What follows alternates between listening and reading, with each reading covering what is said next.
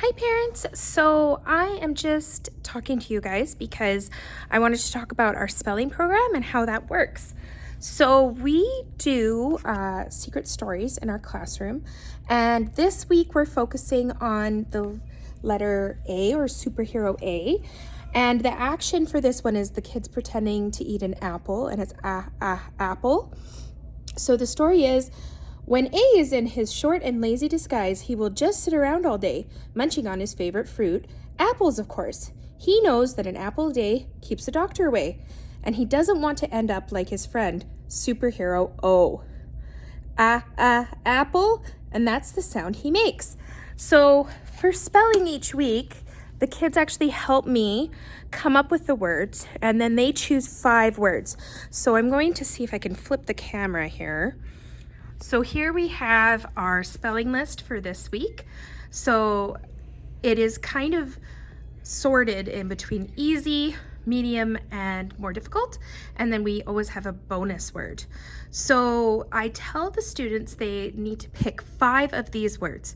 Of course, they can choose to do them all if they wish, but for some of them, it gives them a lot of choice in their learning. Not only are they helping me brainstorm the words and thinking of the sound and what words have that sound in them, but they then get the choice over their learning and how much they think they can handle to study for that week.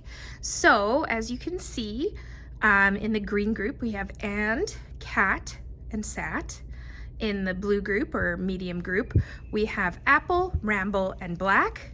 And in the red group, we have alligator, scramble, adaptability. And then for this week's bonus word, we have avalanche. Now, again, they can choose any 5 words.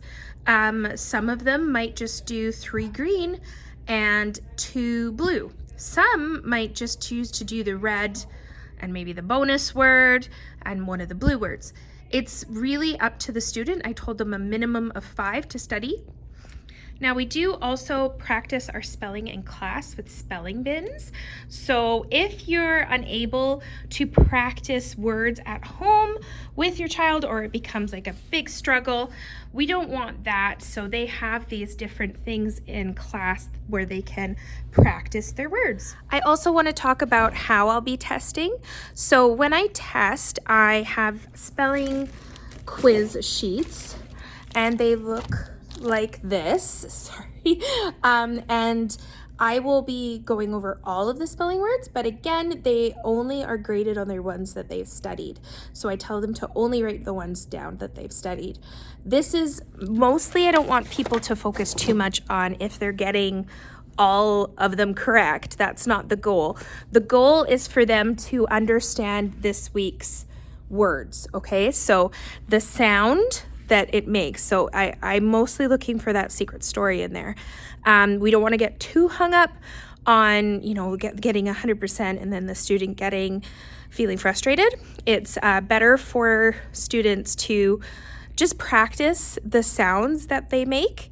And again, if it's a struggle at home to practice, that's okay. We're practicing in class. So I don't want people freaking out over the spelling. It is awesome if students are engaged with it. I try to give them a lot of choice with how we study in class and what words they pick. And really, we're emphasizing sounding out words at this age.